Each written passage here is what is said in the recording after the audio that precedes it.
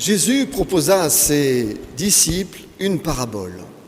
Nous l'avons entendu, le royaume des cieux est semblable à un grain de moutarde qu'un homme a pris et semé dans son champ. C'est la plus petite de toutes les semences, mais quand elle a poussé, elle est plus grande que les plantes potagères et devient un arbre, de sorte que les oiseaux du ciel viennent habiter dans ses branches. Qui l'eût cru ? Les hommes qui se font la guerre depuis toujours et qui alimentent sans répit le flot des lamentations et des sanglots. Oui, les hommes se représentent l'éventualité de la venue du royaume des cieux dans la fureur et dans le bruit. C'est un peu de la faute de Jean-Baptiste. Jean-Baptiste qui proclamait, d'après l'Évangile selon Matthieu, « Moi je vous baptise d'eau », nous l'avons aussi entendu, pour vous amener à la repentance. Celui qui vient après moi est plus puissant que moi. Lui vous baptisera d'Esprit Saint et de feu. Il a son vent à la main, il nettoiera son aire, il amassera son blé dans les greniers, mais il brûlera la paille dans un feu qui ne s'éteint pas. C'est un peu froid dans le dos quand même tout ça. Et c'est ce message que reprend et développe le livre de l'Apocalypse de Saint Jean. Du tonnerre, des fracas, des armées célestes. Du coup, les peintres, les sculpteurs, les cinéastes, les écrivains et même les bandes dessinées peignent et décrivent la venue du royaume de Dieu dans le monde à grand renfort de signes surnaturels. Du tonnerre, des villes embrasées, des armées célestes. Voilà ce qui caractérise cette venue du royaume des cieux dans la culture populaire et dans les arts. Or, l'enseignement de Jésus dans les paraboles tranche avec cette vision et introduit une toute autre perspective. Le royaume des cieux, dit Jésus à ses disciples, est semblable à un grain de moutarde que l'on sème dans son champ, la plus petite de toutes les semences. Mais quand elle pousse, elle devient une grande plante, un arbre même, de sorte que les oiseaux du ciel viennent habiter dans ses branches.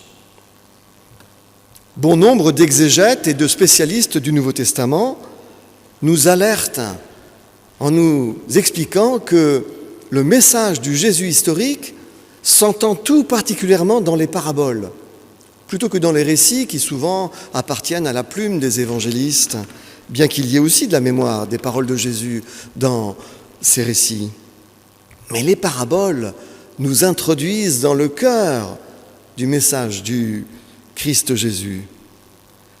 Et là, dans cette parabole, point de fracas, point de feu, point de myriades d'anges, mais une petite graine. Voilà ce qu'est le royaume des cieux. Une petite graine qui grandit tranquillement et peu à peu jusqu'à devenir un arbre conséquent où viennent habiter les oiseaux du ciel. Ces oiseaux du ciel symbolisent, d'après les pères de l'Église, les anges de Dieu, les messagers de Dieu. Cette image de la petite graine qui grandit et qui porte du fruit se vérifie tout autant dans l'histoire que dans l'expérience spirituelle. Le royaume de Dieu ne vient jamais dans le fracas, mais toujours en douceur. Il commence tout petit, comme une petite graine, puis il grandit peu à peu, pour autant que l'on le laisse grandir. Dieu, je vous dis un secret, Dieu aime les petits commencements. Dieu aime les petits commencements. Il n'y a qu'à regarder l'histoire du monothéisme ou bien l'histoire de l'Église.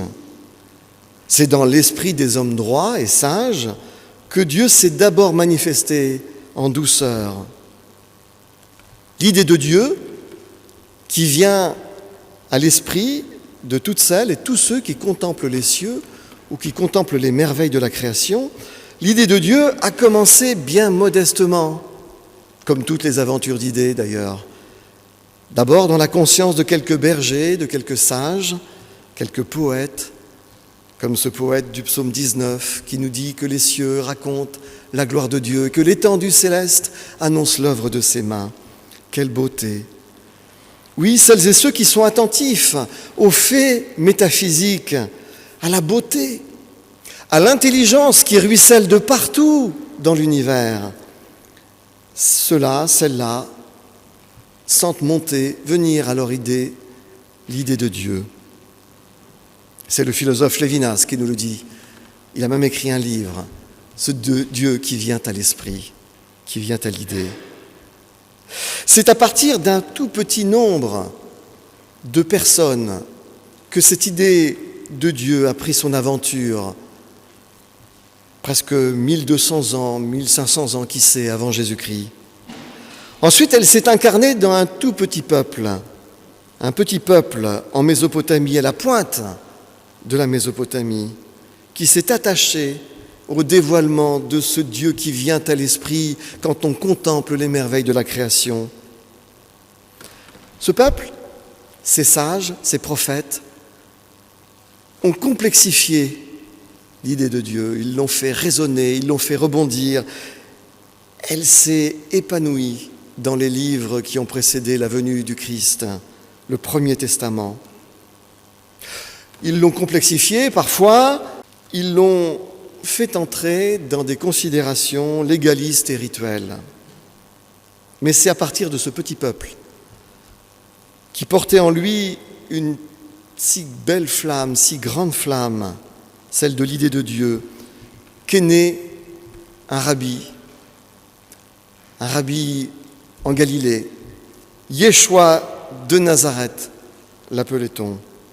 Et ce petit enfant, lui, il a su dégager l'idée de Dieu de tous ces carcans, de toutes ces impasses, de toute la complexité légaliste que l'humain sait mettre dans les choses. Jésus, Yeshua de Nazareth, il a dégagé l'idée de Dieu de toutes les représentations du Dieu méchant, de toutes les logiques d'accomplissement légaliste de lois dont Dieu serait le garant.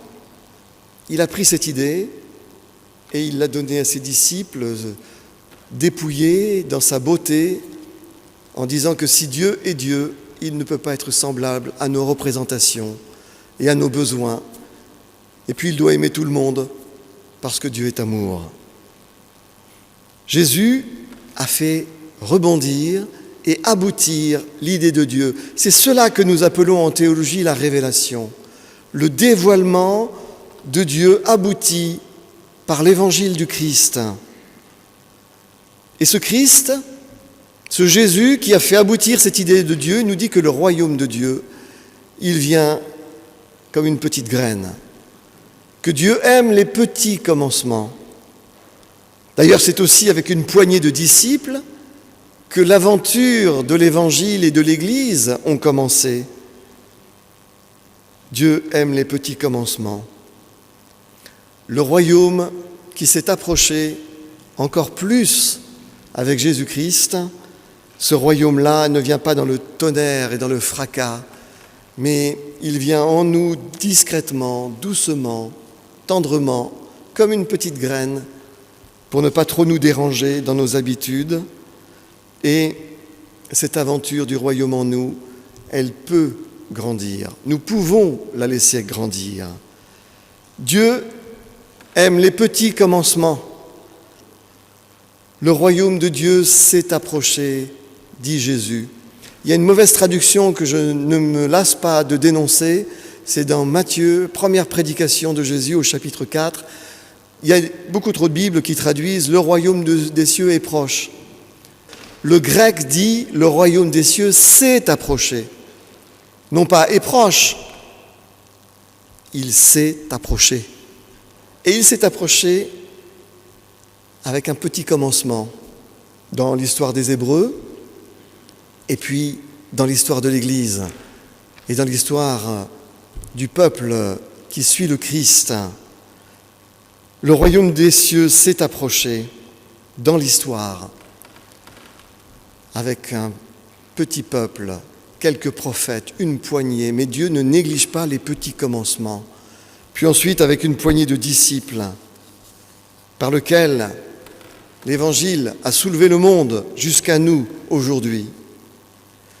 Alors, chers amis, chers frères et sœurs, en ce soir de Noël, je ne me lasse pas et il me plaît de vous le dire encore, Dieu aime les petits commencements. La douceur du royaume de Dieu et son goût pour les petits commencements, dans l'histoire comme dans nos vies spirituelles, sont un encouragement permanent. Il peut nous sembler que la graine du royaume des cieux ou sa croissance stagne un peu dans notre vie. Parfois, nous venons à Noël, à une célébration, à une veillée, à un culte, un peu pour essayer de réanimer, de réactiver cette petite graine du royaume de Dieu qui vient discrètement et doucement en nous. Et vous avez bien fait de venir si vous êtes dans cette situation ce soir, parce que regardez ce que je vous ai transmis. Le royaume des cieux s'approche doucement. Le royaume des cieux ne vient pas avec fracas, avec fureur. Le royaume des cieux ne s'impose pas à nous. Mais Dieu nous respecte beaucoup trop pour s'imposer à nous. Et puis il n'est pas un gourou pour peser sur notre libre arbitre. Dieu a le temps, Dieu est patient. Et il ne s'offusque pas si nous laissons un petit peu la graine stagner. Vous savez, dans la biologie végétale, nous savons qu'il y a des graines qui parfois demeurent des centaines d'années avant de pouvoir prendre leur essor. Le royaume des cieux, s'il n'est pas entré dans votre cœur ce soir, eh bien, c'est le moment de lui dire « Vas-y, royaume des cieux, entre en moi comme une petite graine ». Et s'il est entré et que cette graine, elle stagne, que sa croissance vous paraît modeste, ne vous offusquez pas non plus. Dieu aime les petits commencements et il aime aussi les petits recommencements. Recevons chacune ce soir l'assurance que la grâce nous précède. Ce n'est pas le péché originel qui nous précède, c'est la grâce qui est première. C'est la grâce qui nous précède. Et cette grâce, elle nous est donnée comme un cadeau permanent. Et le don de Jésus aux humains, c'est un cadeau qui représente ce cadeau permanent de la grâce. Recevez ce cadeau. Joyeux Noël.